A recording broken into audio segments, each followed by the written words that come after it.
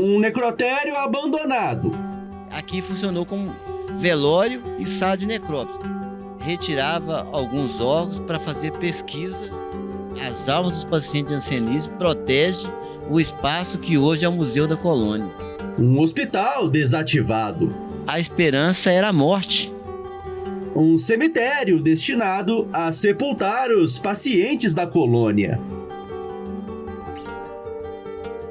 Cada dia que passa, você enterra uma pessoa que fez parte da história. O menino morreu assassinado e tinha que enterrar naquele dia.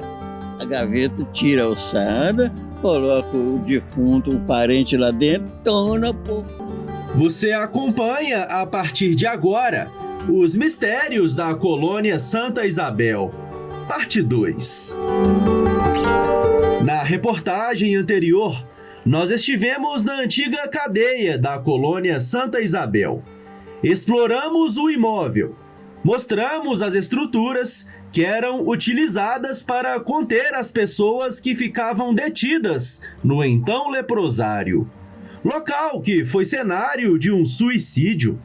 Estivemos nas ruínas do pavilhão, que foi consumido pelas chamas, onde 2 pacientes foram a óbito, carbonizadas. Este repórter chegou a passar mal. Mostramos relatos misteriosos de um local cuja história é permeada de fatos de arrepiar. Eu sou Eberton Lopes e hoje eu vim te mostrar mais uma matéria repleta de histórias curiosas. Mas antes, deixe o seu like, inscreva-se no canal e ative as notificações.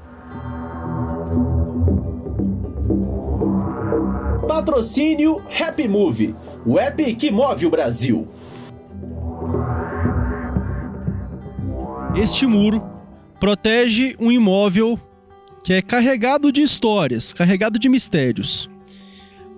Antigamente não existia. Era tudo aberto. Hoje, que já não cumpre a sua função primária, ele segue isolado. Estou com o Hélio Dutra aqui. Hélio, onde nós estamos agora? Nós estamos na colônia Santa Isabel, no necrotério, que antigamente funcionava como necrotério e sala de necrópsia.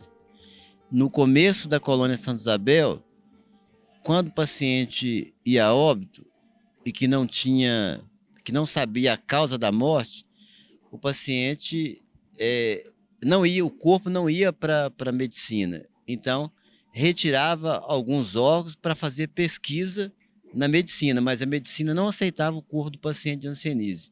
De acordo com um interno antigo da colônia, um amigo dele trabalhava aqui fazendo essa retirada de órgãos. Na verdade, não se sabia o que fazia realmente com os órgãos. E ele falava com esse amigo dele, quando eu morrer, eu não quero que faça isso comigo. E aí esse moço morreu há poucos anos atrás, trabalhava na enfermagem, ele conviveu com essa história e justamente quando o cara morreu, aí aconteceu o que ele não queria que acontecesse, que era retirar os órgãos dele, fazer com ele o que ele fazia com as outras pessoas. Retirado aqui? Nesse espaço, na sala de necrópsia da colônia. Então, durante várias décadas, da década de 30, 40, 50, 60, aqui funcionou como velório e sala de necrópsia.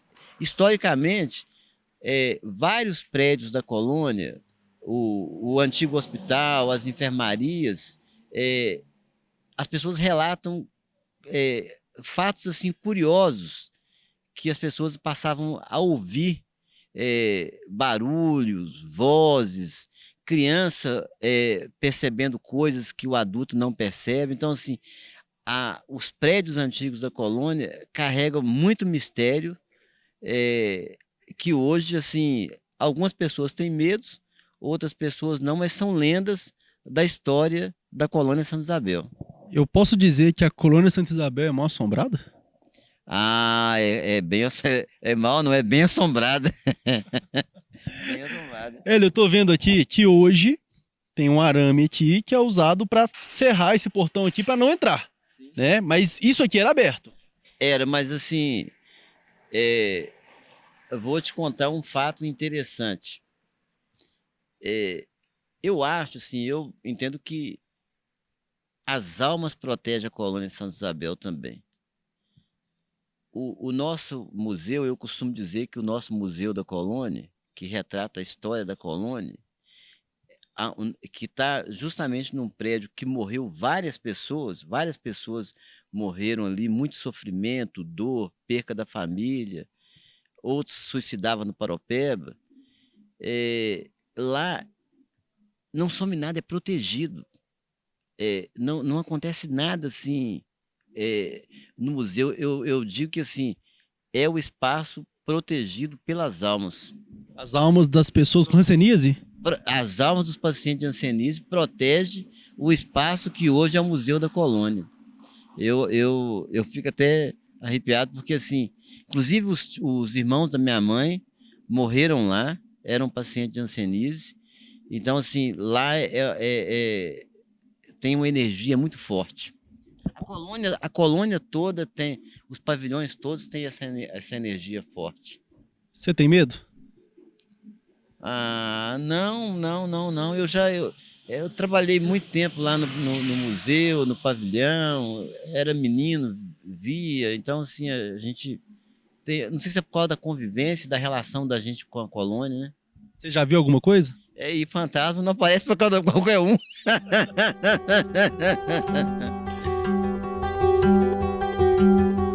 A noite avança.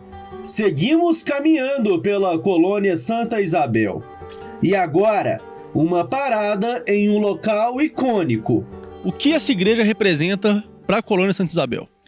A nossa igreja matriz tem uma forte representação na história da colônia de Santa Isabel, não só pelo aspecto religioso. Aonde foi construído a matriz era a sede da fazenda do Mota, que deu origem, das terras que deu origem à construção da colônia Santa Isabel. A matriz foi construída em 1937, pela Sociedade de Assistência aos Lázaros. E a colônia a pedra fundamental foi em 1922. Em 1927 as obras estavam já concluída, e em 1931 chegou os primeiros pacientes de hanseníase. Do lado ali, era o hospital, depois foi transformado em maternidade. Os filhos das mães, as mães davam à luz naquele prédio, vinha para a igreja, batizava, porque os filhos não podiam ficar com os pais, era batizado junto com os pais, o carro ficava aqui em frente à igreja, e levava para o educandário. Essa criança ficava no educandário, ia para o preventório de São Tarcísio, depois ia para a creche Pupileira em Belo Horizonte. Eram separados dos pais? Separados dos pais. Inclusive, nós conseguimos aprovar uma lei, que nós chamamos a lei do pedido de perdão de Minas aos filhos separados da hanseníase. Dos 4 hospitais colônias de Minas, Ubá, Bambuí, Três Corações e Santa Isabel. Essas 4 colônias que foram foi uma espécie de, assim como aconteceu em Barbacena, a gente fala que a história da hanseníase foi o holocausto que o Brasil viveu e que muita gente ainda no Brasil não sabe o que passou na colônia Santa Isabel. Então aquele prédio que era um hospital se tornou maternidade, hoje está vazio? Hoje esse prédio, que tem uma representação histórica do ponto de vista da assistência, até dos anos 80 para cá, ele funcionava como ambulatório e bloco cirúrgico. Lamentavelmente, o Estado abandonou, virou depósito de sucata, e nesse prédio também aconteceu muitos óbitos. As pessoas que trabalhavam na enfermagem relatavam para a gente assim, barulhos, circulação de coisas, objetos caindo no chão. E assim, dentro daquilo que a gente falou, assim, todos os prédios da colônia têm esses momentos, essas lendas, esses acontecimentos que a gente, assim, muita coisa a gente não tem a mínima ideia do que aconteceu nesse local que nós chamamos do Holocausto Dancenis do Brasil. É um local carregado de energias. Sim, sim, muita energia. A colônia carrega uma energia muito forte. E você já teve medo em algum momento da sua vida? Não. Engraçado, a gente quando era menino, você está perguntando pelo medo.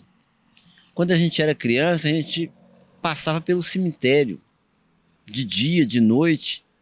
Hoje, se for me passar no cemitério de noite, eu não tenho coragem.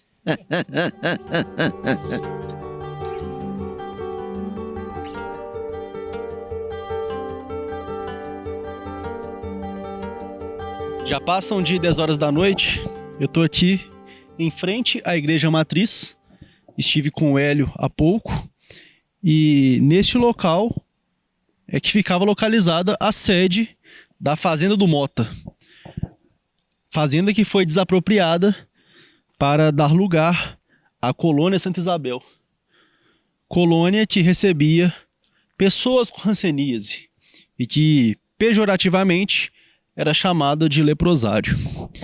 Aqui, ó, eu vou me aproximar do prédio onde funcionava o hospital e, posteriormente, a maternidade. Como bem disse o Hélio, as crianças que nasciam aqui eram levadas junto com os pais para a igreja, onde eram batizadas, e aqui já ficava um carro aguardando para levar essas crianças para o educandário, depois o preventório. Ou seja, essas crianças eram separadas das suas famílias. Aqui, ó, podemos ver que o prédio ele não está sendo utilizado no momento. Parece que até pouco tempo era utilizado pela placa que vocês vão ver a seguir. Mas logo aqui, ó, é claro que nós não vamos entrar, porque se passarmos por este buraco que está aqui, que foi feito, parece que há pouco tempo, nós estaríamos cometendo o crime de invasão. Mas, ó, vou pedir para a câmera chegar mais perto aqui, para mostrar como que tá a situação aqui, ó. Um portão bem antigo, enferrujado, tá trancado, ainda que a maçaneta esteja trancada, esteja quebrada aqui. E o terreno do hospital, posteriormente a maternidade. É interessante mostrar aqui, ó, que nós estamos bem perto da calha do Rio Paraupeba. E este local sofre muito com as inundações. Aqui é possível perceber o tom de terra mesmo, que a água chega a colorir o concreto aqui. Vamos chegar mais perto ali para mostrar como é que está a recepção, a entrada do antigo hospital, da antiga maternidade, aqui na Colônia Santa Isabel. Ó. Uma reforma está sendo realizada aqui. Aqui dá para ver, ó, uma placa que é relativamente nova, ó. Casa de Saúde Santa Isabel, ambulatório de especialidades. Deve ter sido o último uso aqui deste local. Aqui dentro, vou pedir para o nosso cinegrafista chegar mais perto. Aqui, ó, quando vai iluminando, dá para ver que é uma recepção. Tem um vidro quebrado ali. E as portas muito antigas. Os corrimãos, as escadas, o piso, tudo muito antigo, ainda que esteja passando por uma reforma. Vamos seguindo aqui, que na outra parte aqui embaixo é possível ver como que o Rio Paraupeba castiga a região. Onde nós estamos aqui agora, dá para ver aqui a diferença de nível aqui para a rua, mas onde eu estou, a água chega e chega a tampar aqui mesmo. Pode vir, por favor, Jonathan, para mostrarmos como que o nível mais abaixo, o subsolo, sofre com as inundações do rio Paraupeba, que chega literalmente deixando rastro de destruição. Aqui tem os restos de material de construção. Então a reforma deve estar acontecendo por agora, mas olha só. As janelas quebradas, os vidros quebrados. Aqui a marca, o tom terroso aqui, ó, que a enchente deixa, mas lá dentro é possível ver mais claramente o que a água, a marca que a água deixa ao passar por aqui, ó. Na parede é possível perceber, até na altura do teto ali, ó, que a água chega realmente deixando o seu rastro. Lá dentro, móveis caídos, revirados, tijolos quebrados, uma pia tomada pela poeira. Deixa eu ver desse lado aqui agora qual que é o cenário. Aqui é uma salinha também.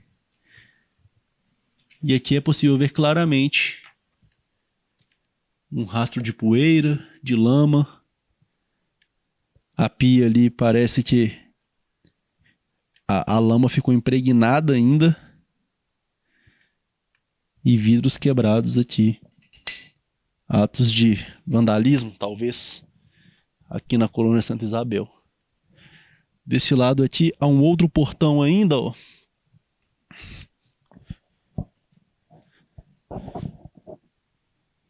Uma antiga caixa de luz, um padrão aqui. Aqui também, mas está vazio. E aqui um local em que ficam, né, os cilindros de oxigênio. E dá para ver também marcas da água durante a grande enchente que teve aqui. As mangueiras, os tubos que levam o oxigênio para dentro da instituição de saúde e os cilindros. Parece que está tudo abandonado aqui.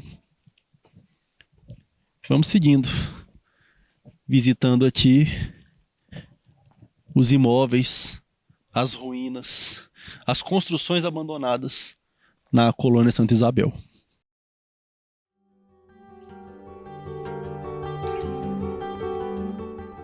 Um rio que margeia a colônia. Um curso d'água que de tempos em tempos mostra a força da natureza. Nós estamos caminhando aqui pela colônia Santa Isabel. Descemos no leito de um rio que é bem representativo, né, Hélio, para a história da colônia. Sim, inclusive o rio Paraupeba,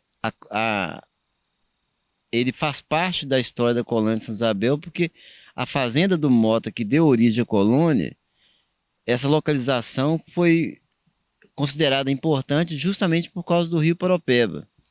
E qual a relação que o rio Paraupeba teve durante esses anos todos com a colônia Santa Isabel? Era através do rio Paraupeba que os pacientes usavam a pesca como forma de terapia para aliviar o sofrimento da internação compulsória.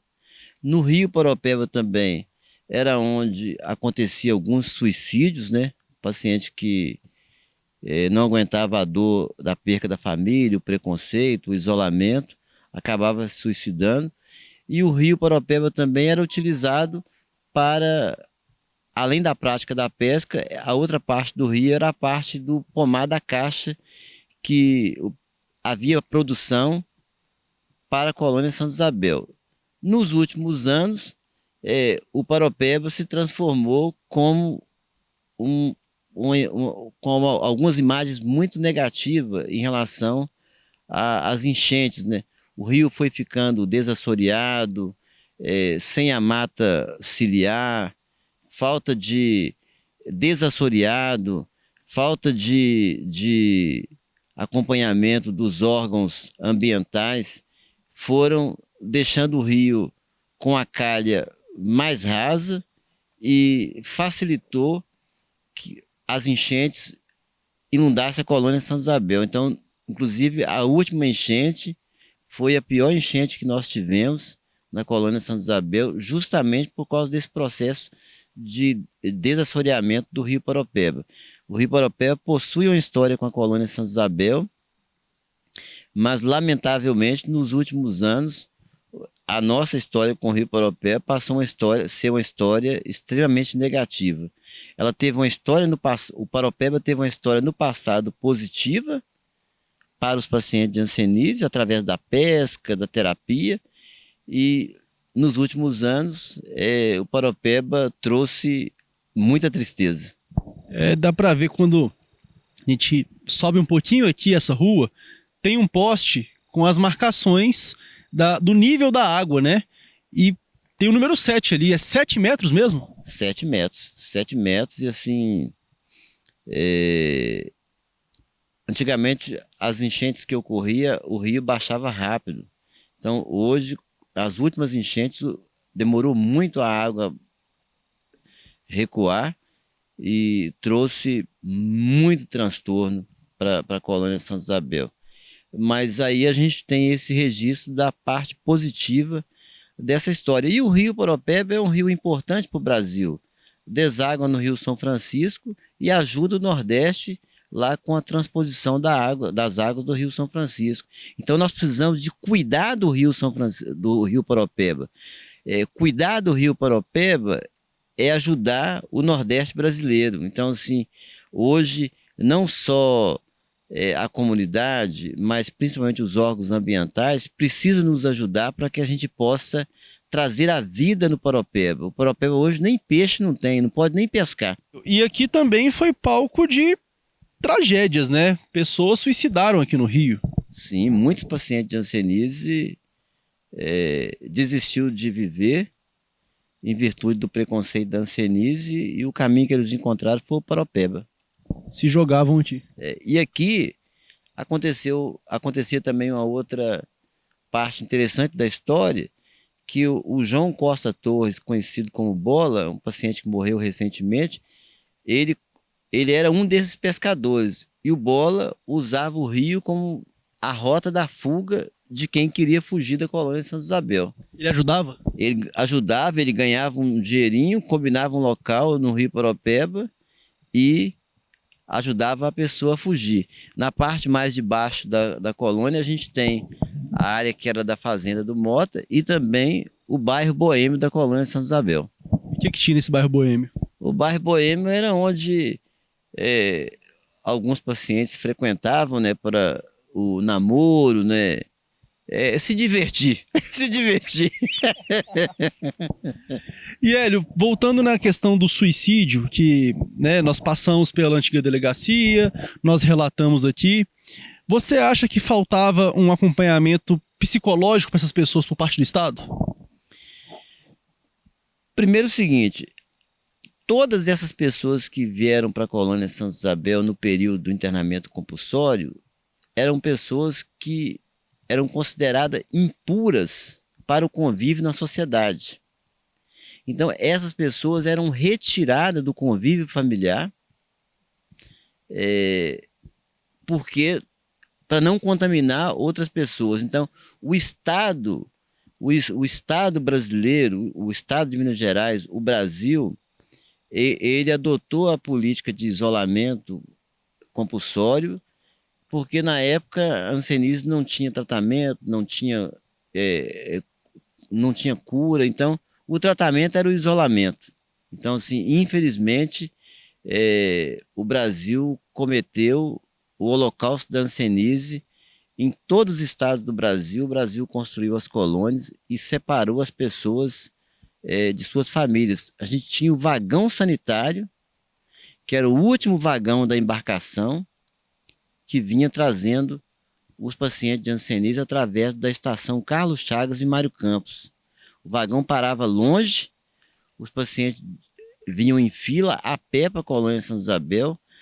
Até no começo dos anos 70, os pacientes de hanseníase não tinham direito a voto.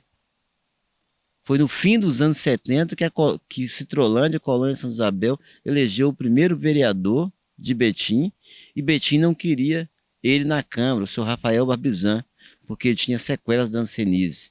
Olha o tamanho do preconceito. Durante vários anos, os pacientes de hanseníase não votavam porque não tinha... Depois que fizeram a política de esterilizar a cédula, que era um papel grande, e na colônia não circulava dinheiro. Era um título chamado boró, para que não houvesse dinheiro, para não facilitar a fuga. Então, assim, a colônia Santa Isabel carrega essa energia forte das pessoas que morreram aqui, porque as pessoas tiveram as suas vidas amputadas. O Estado amputou as vidas das pessoas. O rapaz chegava aqui jovem, numa enfermaria, lotada de pessoas sequeladas, sem dedos, com a face alterada. A esperança era a morte. As pessoas não vinham para a colônia Santa Isabel com nenhum tipo. No portal estava escrito lá em latim: My name is Optimus. Aqui nasce a esperança. Mas não tinha nenhuma esperança. Então, assim, nós estamos diante de uma comunidade, um local que guarda essas energias fortes devido ao acúmulo de sofrimento dessas pessoas. O cemitério da colônia Santa Isabel é um lugar carregado de histórias. E eu estive lá.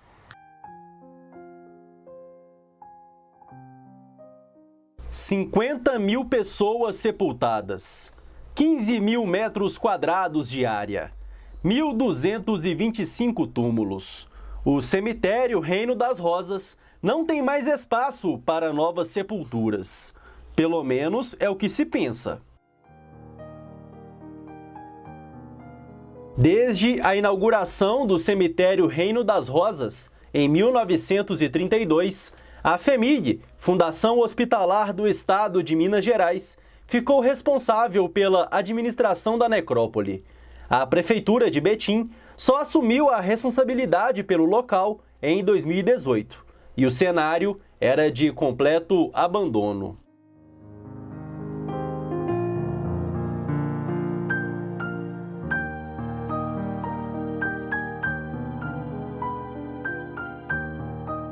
Olha, eu não diria nem que havia administração sem querer, né? Mas foi um caos. Foi um caos. Nós ficamos aqui 90 dias trabalhando de domingo a domingo para tentar manter o ambiente e limpar para saber o que está passando. E o próximo desafio foi identificar os túmulos, fazer com que as pessoas da comunidade viessem até aqui. Criamos campanhas para poder cadastrar, identificar e manter conservados os túmulos, porque isso aqui é um museu a céu aberto. Né? Aqui contém cerca de 45 a 50 mil pessoas. Tem gente aqui que não sabe nem que tem familiares aqui enterrados. Para tentar localizar os locais onde os corpos estão enterrados, a Prefeitura de Betim busca os familiares dos falecidos e ex-funcionários do cemitério para que possam apontar onde foram feitos os sepultamentos. O fato é que nem todos os locais onde foram realizados os funerais estão demarcados ou tiveram túmulos construídos. Inclusive, estávamos pisando em locais para gravar esta reportagem que possivelmente tem restos mortais de ex-moradores da colônia Santa Isabel, que talvez nunca mais serão identificados. Porque não houve um registro no passado, então a gente não sabe o que tem aqui por baixo, infelizmente. O que a gente vê de construção física, essa aí tudo bem, mas onde que nós estamos aqui pode ter corpo. Naquela casa, principalmente ali, ela foi construída em cima de vários corpos. E essa história nós resgatamos, trazendo as pessoas antigas aqui, que foram trabalhadores aqui, e provaram para a gente. Então, assim, a gente não tem como cavar, porque a gente pode estar cavando onde tem um corpo, e um dia alguém pode vir reclamar. E não houve um registro no passado. Hoje, nós temos toda a documentação e os cadastros que foram feitos digitalizados. E a gente faz o registro também das pessoas junto ao túmulo, porque como aqui também tem a questão de alfabetização, então é preciso a gente registrar com foto, com tudo, para não haver problema no futuro. Há um grande esforço em manter esse verdadeiro museu a céu aberto. Afinal, São cerca de 50 mil pessoas que viveram e morreram no antigo leprosário Colônia Santa Isabel. Mas A história está se perdendo? Tá. A história tá morrendo com as pessoas antigas que estão indo embora, né? Mudança de geração. Cada dia que passa, você enterra uma pessoa que fez parte da história, entendeu? E que tá levando pro túmulo a história também. Uma das coisas que nós temos que fazer é conscientizar a população mais nova da importância histórica disso aqui. E por que só em 2018 que a prefeitura assumiu essa administração? Primeiro que isso aqui era um caos. Então a prefeitura acabava assumindo o serviço que era daqui porque não havia administração. E foi um acordo governo, estado com a prefeitura. E atendendo também as reclamações do povo. Ninguém aguentava mais. Para poder sepultar aqui, tinha que vir com enxada, trazer cimento de casa, tijolo, entendeu? Para poder fazer. Nem funcionário tinha um funcionário por dia. Nós não conseguimos trabalhar de forma única, pessoa pegando um caixão. No mínimo 2. O senhor sabe me informar se naquele período em que o Estado ainda cuidava, a prefeitura intervia aqui dentro também? Intervia, não. Era muito solicitado, mas não intervia, não. Não tinha nem perna para intervir também. E hoje é uma empresa terceirizada que cuida desse processo? Sim. O mesmo contrato e a mesma atenção que se dá nos outros cemitérios foi dado aqui, entendeu? Hoje nós temos uma equipe de 5 pessoas, de domingo a domingo, fora a coordenação que fica lá no Cachoeira. E quais são os próximos passos para esse cemitério? Praticamente esse cemitério, se a gente não conseguir ampliar, porque o terreno aqui em volta é um processo político de muitos anos, pertence também ao cemitério. Então, se a gente não conseguir ampliar, entendeu? É manter o que tem. a Colônia Santa Isabel é margeada pelo rio Paraopeba. A prefeitura assumiu o cemitério e está realizando ações que têm como objetivo proporcionar um futuro melhor para aquele local. Mas para pensar no que vem pela frente, é preciso olhar para o que veio antes. E para contar a história, ninguém melhor do que a pessoa que é responsável pelo resgate e pela guarda da memória do local. O senhor Hélio Dutra, que tanto contribuiu para as duas últimas reportagens, nos mostra a importância daquele solo em que estávamos pisando. O cemitério da Colônia Santa Isabel ele tem forte representação na história, sobretudo pelas pessoas que foram sepultadas aqui. Aqui nós temos párocos da colônia que foram sepultados, as primeiras professoras da colônia que foram sepultadas, os primeiros prefeitos da colônia que foram sepultados, os mais importantes trabalhadores, todos eram importantes, mas os trabalhadores de destaque foram sepultados aqui, várias lideranças da colônia foram sepultadas aqui, e o cemitério foi construído numa época que a colônia era fechada e que nenhum outro cemitério, é importante a gente destacar isso, que mesmo o paciente de jansenismo depois de morto, nenhum cemitério, nem de Betim, nem de cidade nenhuma, sepultava paciente de jansenismo. Então, todos os cemitérios construídos nos hospitais colônias, eles foram construídos com a finalidade de sepultar as pessoas que eram pacientes de jansenismo. E o cemitério da colônia, ele guarda, assim, além dele ter essa representação histórica importante, cada túmulo, quando as pessoas vêm, cada um conta a história de uma pessoa. Ele olha para o túmulo, lembra de um morador antigo, aí traz na memória a história daquela pessoa, daí a importância da preservação. Um personagem desta reportagem é especialista quando se trata de lembrar dos moradores antigos, ao olhar para os túmulos. O senhor João Gualberto, com seus 86 anos de idade, foi coveiro do cemitério da Colônia Santa Isabel por mais de 2 décadas. Ele faz questão de nos mostrar cada estrutura que construiu e ainda consegue lembrar, com bom humor, como eram alguns dos antigos moradores. Aqui está o Raul, a esposa dele, né? Aqui o Geraci, nosso motorista. Foi eu que fiz. A dona exigiu que queria desse tipo de pedra ardosa. Motorista da colônia aqui? Chamava Geracino. Ele era muito engraçado. Ele falava muito, faltando letra, né? A gente luta com dificuldade, dificuldade. Assim. Quando passava uma pessoa no lugar proibido por ele, falava, aí, ó, mais um cavalo sem rabo.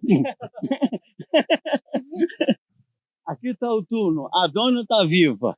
Ele chamava São Francisco. Aqui, ó. Foi eu que fiz também. Os túmulos mais bonitos aqui, o senhor que fez, né? Ainda não deu defeito, né? Ainda não deu defeito. E diversos aí que eu já fiz. Tem uma outra curiosidade aqui. Eu quero mostrar. Olha aqui. Aqui tem uma família.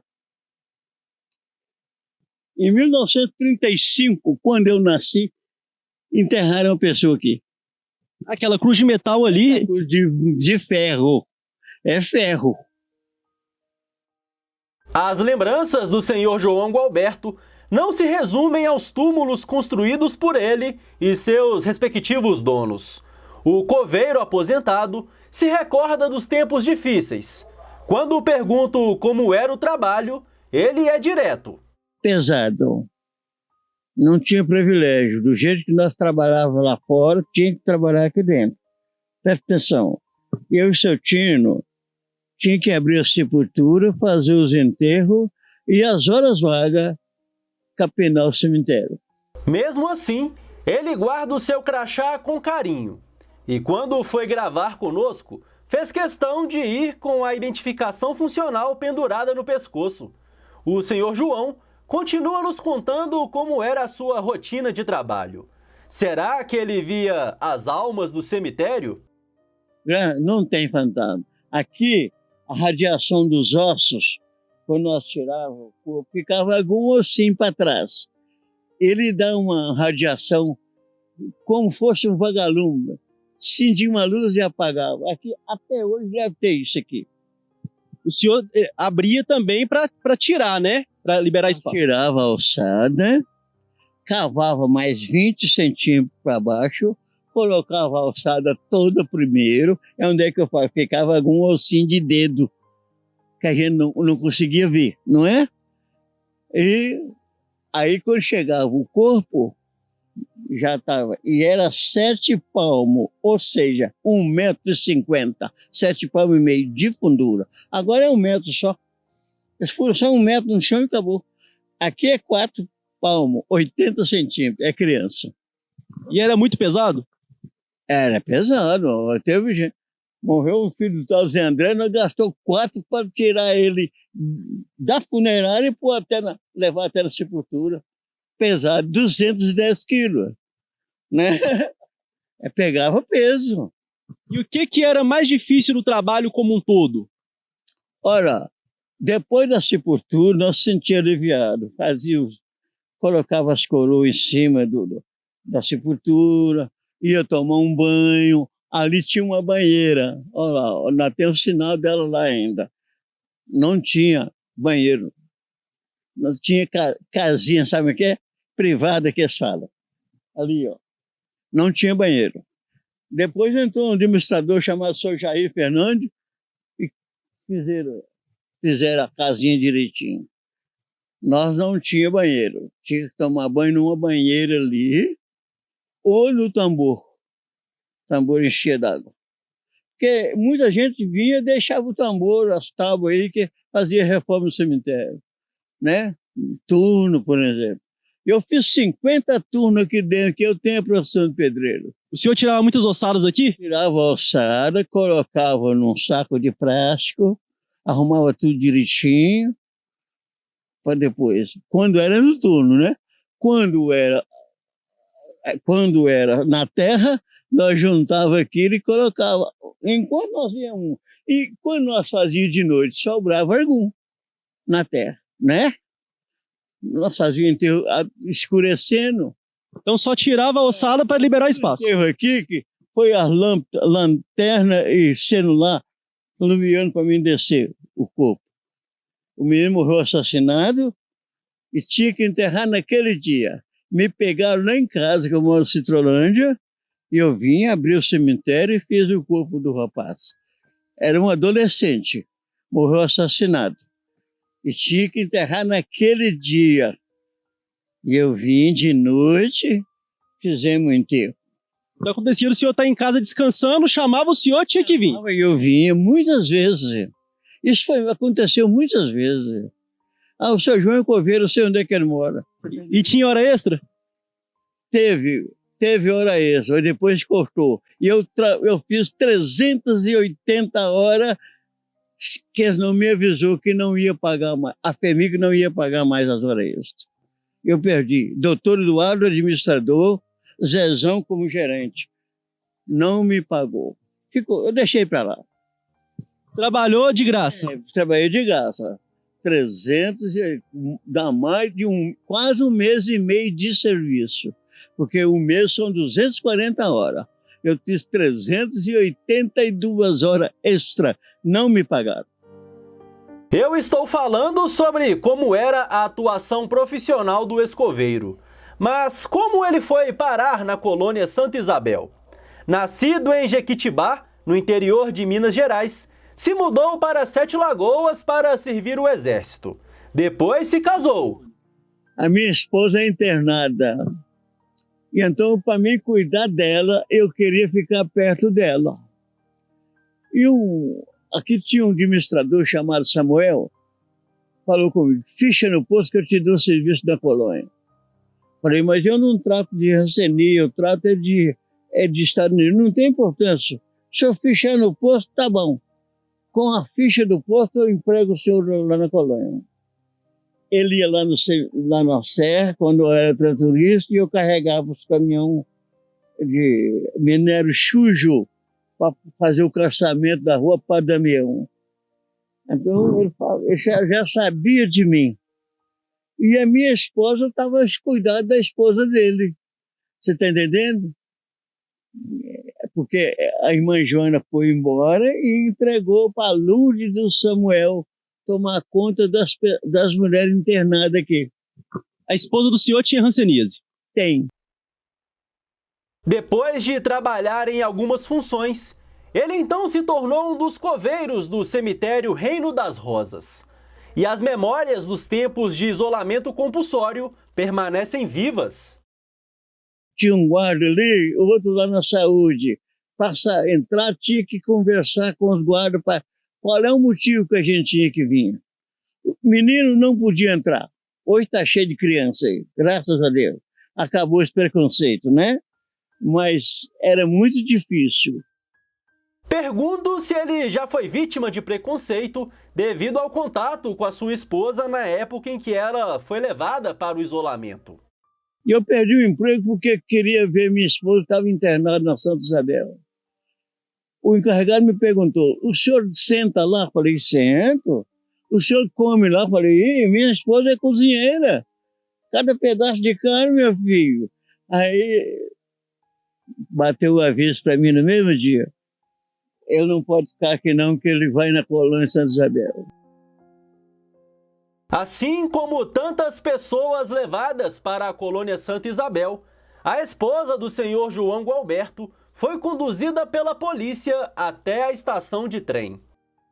Foi uma rádio patrulha que trouxe, mas eu entreguei ela no dispensário, falou, agora deixa por nossa conta.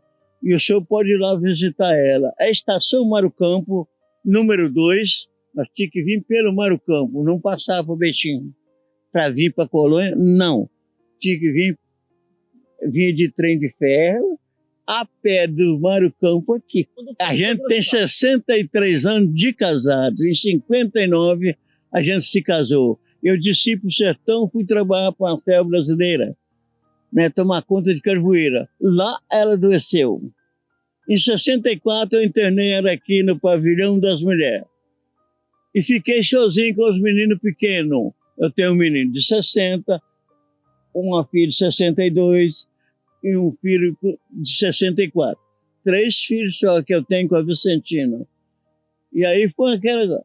Quando foi em 67, eu vim pedir eles para me deixar morar aqui, porque eu não estava aguentando mais com os meninos pequenos lá em Belo Horizonte. E ele foi, com os seus 3 filhos, que, como as outras crianças, tinham que ficar no preventório. De acordo com o aposentado, o tratamento no local não era adequado. Sofreram, porque eles eram muito maltratados. Chama maus trato hoje, né? O jeito de falar. Então, alguém que tinha mais filhos no Paventório me convidou. O senhor tem filho no sanatório, no Paventório? Eu falei, tem 3.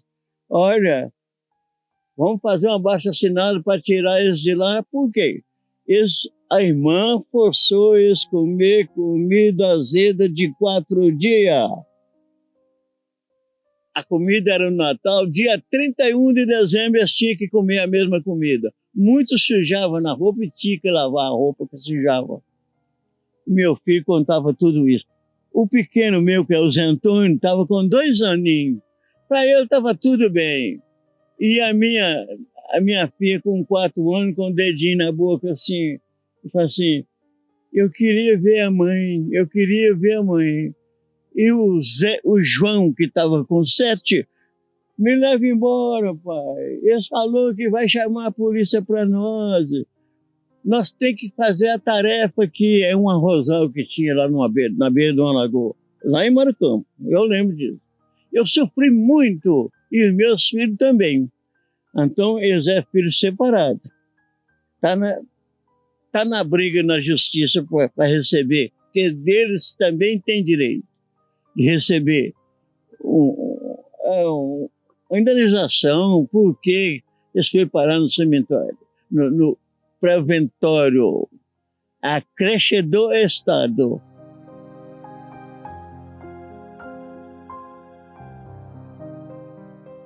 A atuação profissional do senhor João Gualberto tinha os seus riscos. O chefe do senhor João era o Eltímio de Oliveira, que também relata como era difícil trabalhar como coveiro no cemitério da colônia Santa Isabel. Aqui não tinha conforto nenhum, não dava luva, não dava sapato, não dava nada dessas coisas. Então a gente aqui sofria. Quem precisa de ganhar o pão cada dia tem que arriscar a vida, não é? Então é o seguinte, aí eu vou aguentando, trabalhando esse tempo todo, o que acontece? Me pegou um problema comigo aqui, quase eu ia. Quase eu morria. Aí, conversando com a diretoria aí, ó, eu fui para Belo Horizonte, consultei e tudo, pegou um problema o ar da poeira, então, e foi direto no meu pulmão. Quase eu ia. Mas Deus me abençoou que eu recuperei, né? Quando dava uma chuva, que estiava, com 6 dias, se eu podia chegar de cá, meu amigo, e olhar assim, ó, mais ou menos assim de 1 metro para baixo, estava amarelinho. Amarelinho. Aquilo ali é unicobre. Unicobre subindo. E a gente arriscando a vida. Às vezes, quando ia no cemitério na hora velha, para ver uma sepultura que o povo pedia, topava 3 cortes em riba do outro. Perigoso. Seria o líquido que sai do corpo, que subia? E subia. A sepultura, que eu gostava de marcar ela ruada, né? Ruadinha para ficar bonitinha, né? Então, um dia o consultor de obra aí embaixo, ele chegou aqui, eu chamei ele Henrique, eu falei, seu Jair, vem cá, vem cá. Ele chegou, ele falou, olha aí, seu Jair, tá vendo? Olha o perigo que a gente passa aqui. E não tem conforto, não dá um leite, não dá sapato, não dá nada, não dá luva, não dá nada, a gente está arriscando a vida. O senhor João Gualberto gosta de relembrar como era a sua vida no cemitério e com detalhes. O túmulo tem gaveta. A gaveta tira a ossada, coloca o defunto, o parente lá dentro, torna, pô. Às vezes nós ensaca num saquinho de plástico. Tudo arrumadinho. Nós não tinha bota, nós não tinha luva, nós tinha aqui, ó. Aquele amarelo lá. No dia que nós fizemos o enterro, chama Luiz Paiada, tinha que reformar o túmulo por lá de dentro. Eu deitei no chão e reboquei o túmulo por dentro para colocar o cadáver lá dentro, o corpo, o Luiz Paiada. Isso aqui me reclamou, seu irmão. E o leite, hein? Cadê o leite? Falei, esse cortou, né, senhor? O doutor Eduardo era diretor, e Zezão auxiliar, José Augusto da Silva. Falei, pois é, senhor, esse cortou o leite, hoje precisava do leite aqui. Nós tínhamos direito a 1 litro de leite, para tomar aqui no cemitério. E cortou. Não tinha mais leite para nós. E o leite era por causa do trabalho? É por conta do trabalho. Quem trabalha no cemitério tinha que tomar leite, que podia contaminar com algum corpo que estava infeccionado. Nós enterramos gente com 3 dias que já estava no ML, com a camisa amarrada, porque não tinha isso aqui. Não tinha nem máscara para trabalhar. Nada. Eu estou falando, não tinha luva, nem máscara e nem bota. E eu peguei uma micose ali, vi que eu enterrei um tal de Samuel. Lá no fundo do chão tem um bicho, ele sai andando assim. Ele sai andando, quando não tem mais coisa para eles comer, sai para fora.